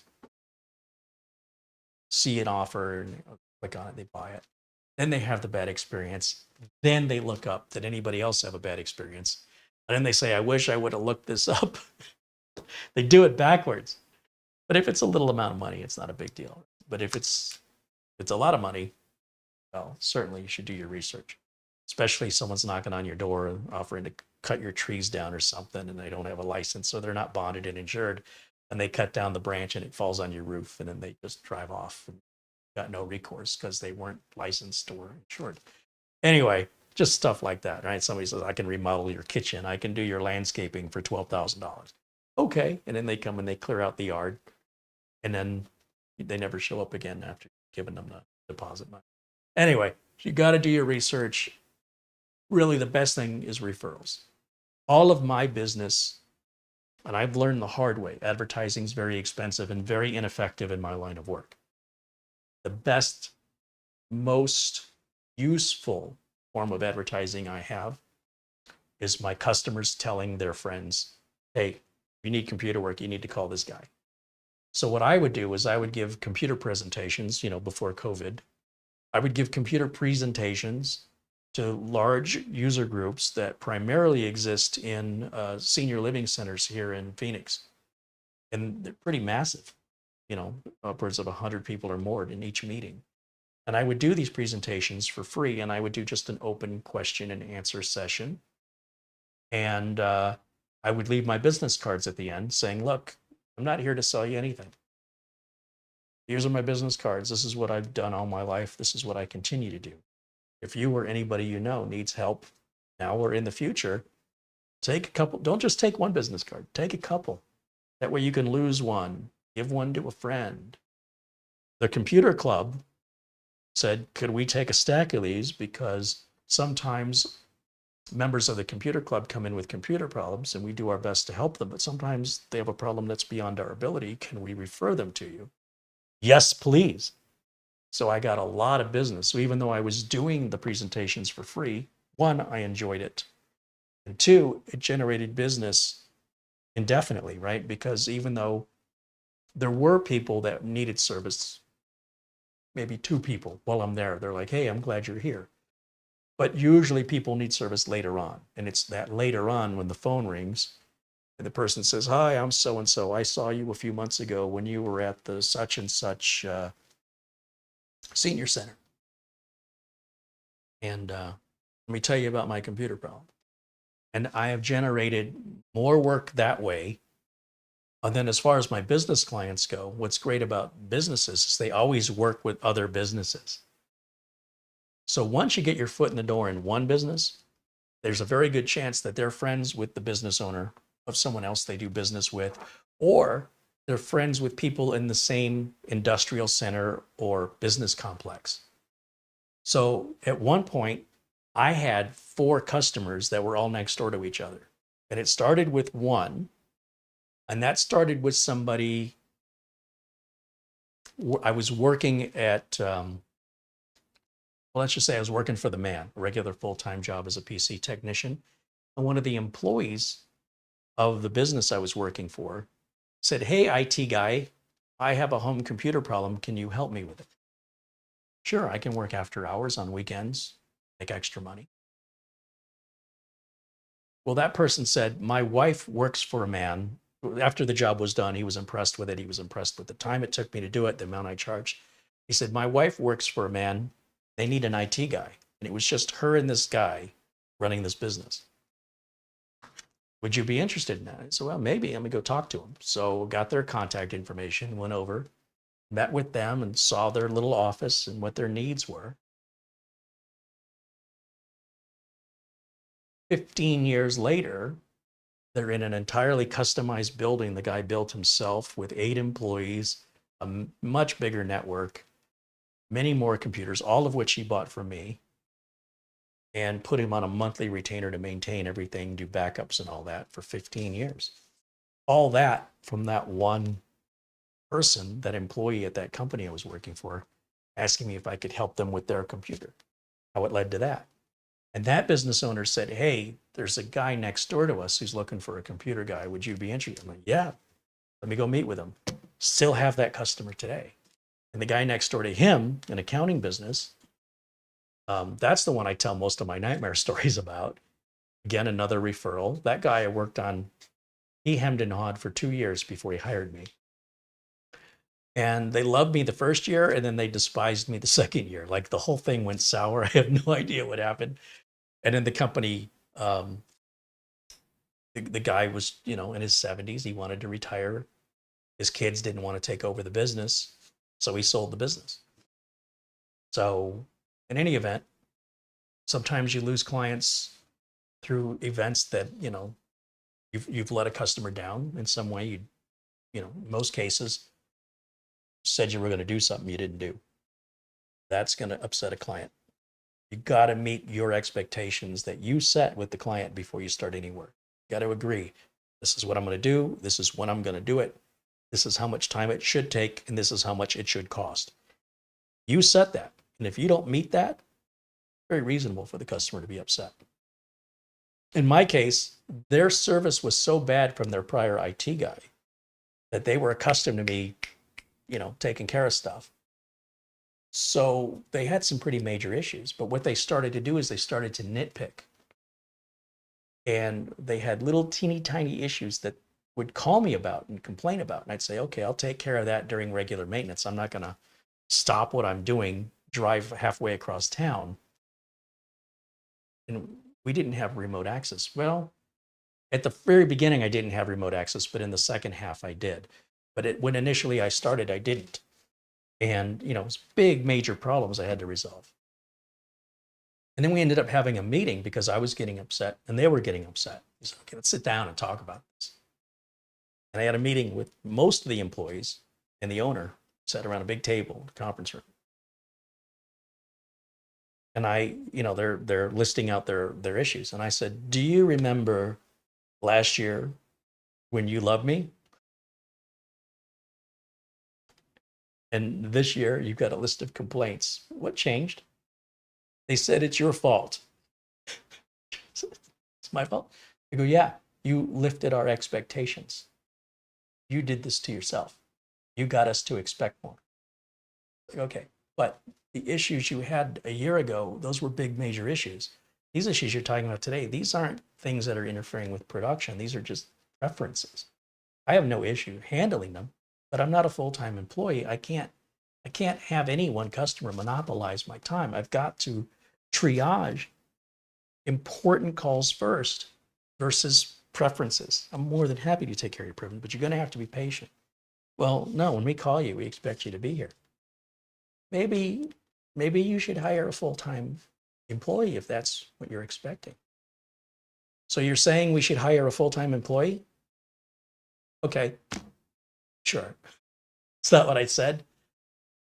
I'm saying if that's the kind of service you want,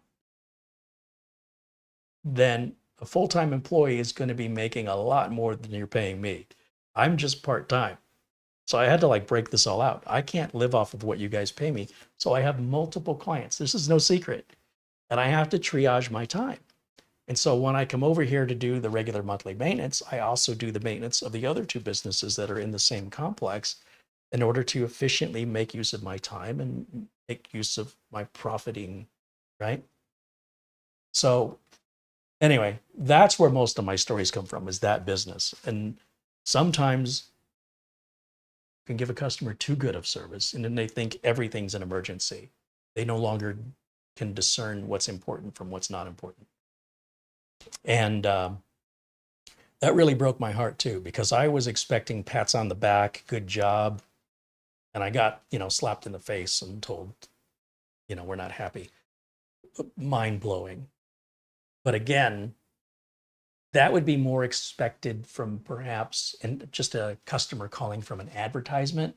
So let's say I put an ad out online, somebody sees the ad, they call me, they could try and scam me. That's certainly much more likely than from a referral. If somebody refers you to somebody and that person tries to scam you, you're going to be having another conversation eventually with the person who referred you. And usually it'll come up, or if not, I would certainly bring it up. Or how did that referral, did you take care of my friend? Hey, let me tell you what your friend did. I'm more than happy to share my experience with them. That way they won't necessarily refer anybody else to that friend if they find out that's what their friend did. So that's happened a couple of times, but when it happens, it's usually the rando, the random person who catches an advertisement. They don't know me, I don't know them. And they're trying to squeeze out as much as they can for as little as possible. Craigslist, and I'd say OfferUp and Facebook Marketplace. You're looking at people, generally speaking, on those markets that are trying to get something for nothing, or they're trying to get as much in exchange for as little. So you're going to work harder for those people. They're less likely to be grateful. They're more likely to complain or, expect, say you did a job for $50 or something. Then they think they've got free support to call you indefinitely because they paid you the one time. Or they might think they did you a favor because they allowed you to work on their machine. Again, none of that happens, or very rarely, with referrals. And the best way to get referrals is do exactly what you say you're going to do in the time frame you're going to do it for the amount you say you're going to charge. And then the customer should have no reason to be upset with you. The customer is upset with you, usually it's your fault. So, if you want to get into this line of work, and I think it's true of any business, any line of work, that's a tenet to be successful across, whether you're a chef or a mechanic. I think that's a truism that runs across the board of all businesses.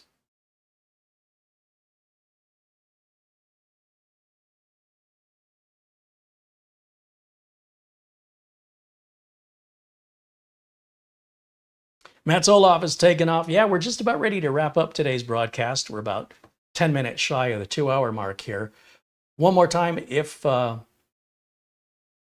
have any questions about the unit or any support questions that you're struggling with, this is the time to ask now. One-on-one support is available for members or for fee if you're not a member.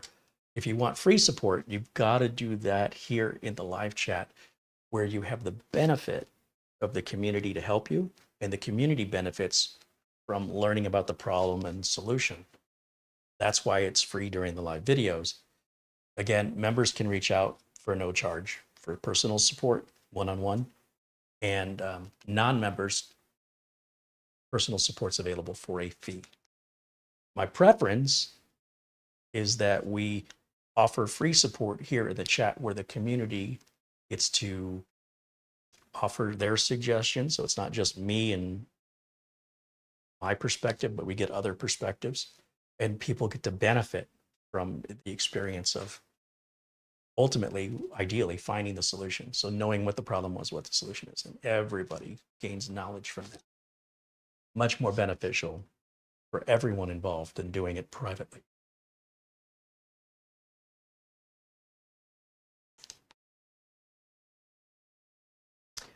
Gregory Affin says, building a new system, only a few things left to purchase and ready to build. Exciting times. Have to send us pictures. Rob Dvorak says, Carey, did you experience any additional software loaded on the AceMagician computers? I want to say that I think the S1, you'd have to go back and look at the reviews. But if there's any reviews I do where when the first time I power the mini PC up, it boots right into Windows without me going through the setup, I'm always very concerned about that, because I don't know what username they selected or what telemetry settings they set in Windows. So generally, I want to wipe it and reinstall it the way I want it. So there were a couple of them where they booted right into Windows. And they weren't just AceMagic. There was another manufacturer too that did that as well. So with this machine here, I configured it off camera. So it did not boot right into Windows the way you guys saw it when it was new. You went through the out-of-box experience where you pick your username and your network and what telemetry settings you want with location and other services. The whole routine I go through. So there were a couple machines, and I want to say the S1, if I'm not mistaken, you'd have to go back and look at the reviews. The reviews are all unscripted, live, and unrehearsed. They are what they are. And if the machine boots right into Windows without going through the out-of-box experience, I will typically mention that and say that's concerning. Now, with regards to any unwanted software, the issue with AceMagic is that apparently somebody installed Google Chrome on their master image and changed the default search engine to some search engine that spies on you. So some journalist has made a bigger deal out of this than it really is. It's still unacceptable, but it's not like a virus. It'll come up like a virus from a virus detection software, but essentially if you never open Chrome, or you just change your search engine to something else, or you remove that search engine, it's not a big deal. But because it's already booting into Windows anyway, and I don't know any of the settings were set, I would still reinstall. The virus doesn't infect the hardware. It only infects the software. So when you wipe the software and reinstall, when we're talking about viruses like these, you're just wiping out the virus and you're back to square one with a clean machine. However, people should not have to do that on a brand new computer. And many people, most people don't know how. But, you know, as a technician, that would be no big deal for me. Whether it had a virus or not, the fact that it booted straight into Windows without me going through the out-of-box experience, universally, that's a wipe and reinstall for me because of what I don't know.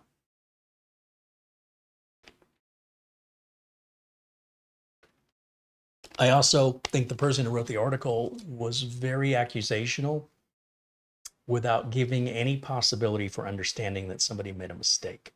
They very much concluded that this is an evil corporation that willfully and maliciously did this on purpose without any evidence other than, well, I bought a second computer and it had it too. But they don't know that the second computer wasn't older inventory. They're making assumptions. So as far as journalism goes, that's poor journalism. That's very much biased to their own personal feelings without giving consideration to the other side of the coin. That when they called AceMagic and talked to them, they said, yeah, we addressed this. So then they bought another unit and it still had it. And they concluded, falsely, in my opinion, that they were lied to by AceMagic instead of possibility that they're still buying old inventory, that they haven't got the new inventory yet or it's been addressed. So I'm very disappointed in the article, but I think it's important to know that some of these mini PCs, you know, if you're booting them right into Windows, which again, I have demonstrated here a couple of times, that's concerning. And if you're not up to reinstalling Windows yourself, or you think just based on principle you shouldn't have to do it, send the unit back. You'll know that right away as soon as you turn it on the first time. And if you buy from a site like Amazon, you've got 30 days to return it for free, especially if you're a Prime member for sure. You should know immediately. Send it back. Otherwise, you know, it doesn't break the computer. It's not a big deal to reinstall Windows. Sometimes it can be difficult to find the drivers, but usually you contact the manufacturer, they'll point you to a driver download. Or you go to the support section of their website and download them yourself. But yeah.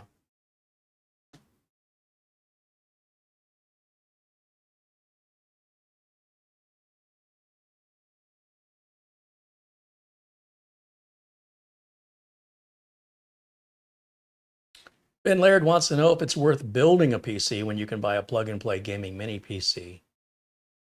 It kind of depends on your preferences. It's like asking me if it's worth getting extra French fries with your meal. I mean, I don't know how hungry you are.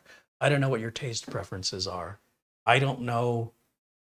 There's no wrong answer to that. It's like, should I buy an SUV or should I buy a sports car? I don't know what your budget is, what your expectations are. You know, in most cases, when you build your own computer, it's often cheaper to get everything you want. Right? So I'm not going to be buying it with RAM and storage. I'm going to be pulling out, which I will be pulling out the RAM and storage here. So I've effectively paid for RAM and storage I'm not going to use. That money is wasted. And then I'm going to go and spend more on RAM and storage. So this isn't as cheap as it may appear to be when I deck it out the way I want it, unless I order it the way I want it. So I can build exactly what I want, which cooler I want, which CPU I want, which motherboard I want, which RAM, how much RAM, which storage, how much storage. I have far more control, more granularity, and I can build it like an artist. It's like, is it worth painting a picture when you can just take a photo?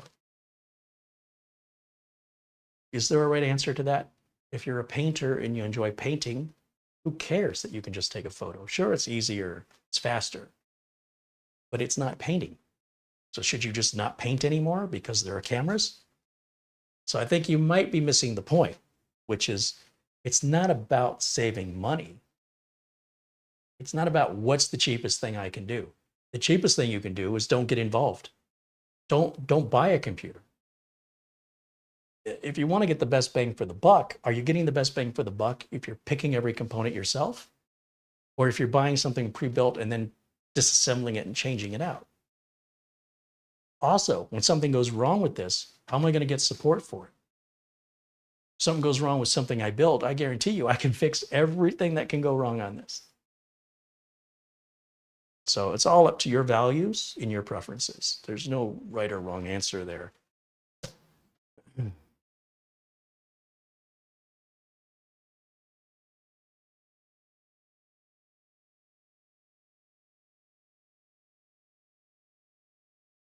Okay, I think that's gonna wrap it up for us for today.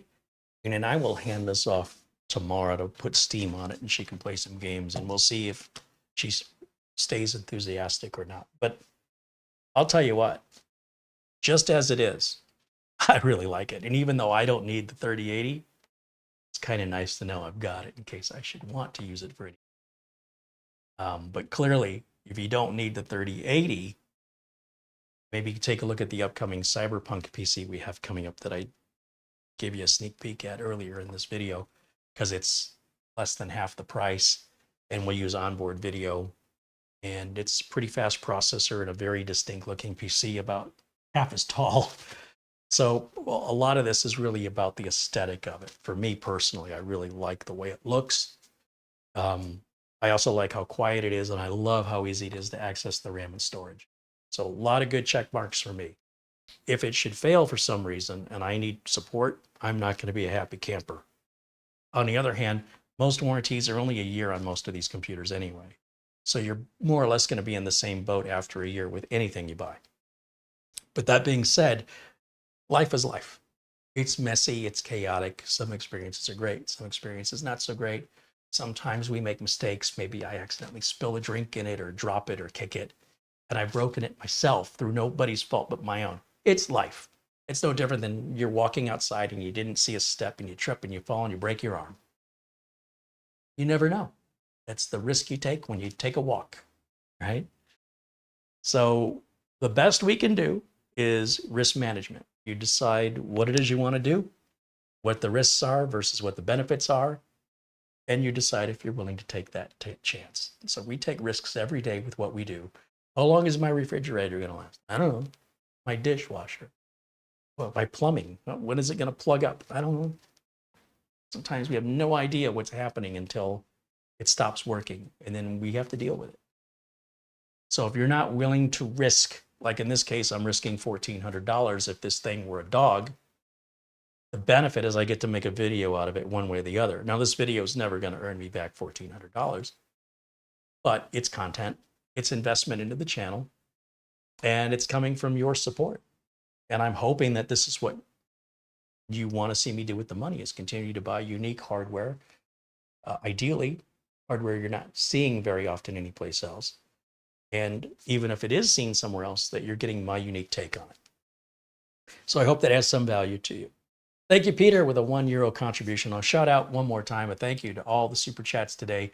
So working our way backwards from Peter, David, Graham, Paul O'Brien, PSC Computers, Missouri, Planet Cryos, Nick Caffrey, Ron Makura, Rick Lakes, Ben Laird, Planet Cryos again, Randolph Slavin, Peter Laycock, Garfield Rupe, and welcome in new members, Gregory Haffen and Terry, and that membership renewal from Douglas Burchell, now at 6 months. Thank you guys so much for continued support, your generosity.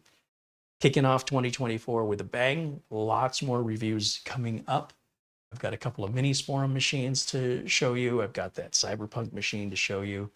I've got the TerraMaster 4-bay NAS coming in, and another NAS review.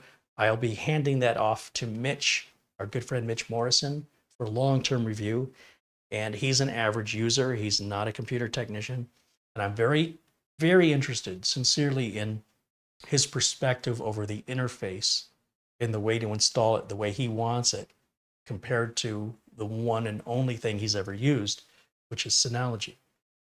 And I'd be very curious as to which one he thinks was easier, Obviously, when you're already familiar with something, the default is the one I'm familiar with is easier. But he might come back and say, you know what, it wasn't that difficult. You might even say it was easier. He might say, hey, it was more difficult, but it's way faster. It's worth it. Or it's at least an interesting experience. And then he'll either say, hey, I want to keep this thing because I love it. Or he's going to say, you can have this thing back. And then we'll just try it with a different model at some point. But put it into the hands of the user. That's the best benchmark. Let them spend time with it. And the idea is to find average, ordinary folks and get their feedback. Without their feedback, you know, if I'm handing out computers to people and I'm not hearing back from them, not very helpful for me. But in most cases, it's not a condition, you know, when we do giveaways. But it certainly is appreciated when people do follow up with us. All right. Well, thank you to Mara again for the thumbnail and all the video notes that are all put together with the links. Thanks to her for putting that together as usual. Thanks to all of you for joining me. I will see you all again very, very soon. Enjoy your weekend. We're back on Monday with a members only video every Monday at 1 o'clock for members only. That's 1 o'clock Phoenix time, which is 12 p.m. California or Pacific time, 3 p.m. New York or Eastern time. And then every Friday, we're back at 1 o'clock Phoenix time. And then throughout the week, Tuesday, Wednesday, Thursday, as time permits. And I've got a lot of catching up to do. So I didn't get many done this week, so I'm probably going to have to put it into second gear this coming week to get caught up. So hopefully have some content, if not every day this week, at least more than I did this last week anyway. I've got to get caught up. Thanks for watching. I'll see you all again very, very soon. Until next time, bye for now.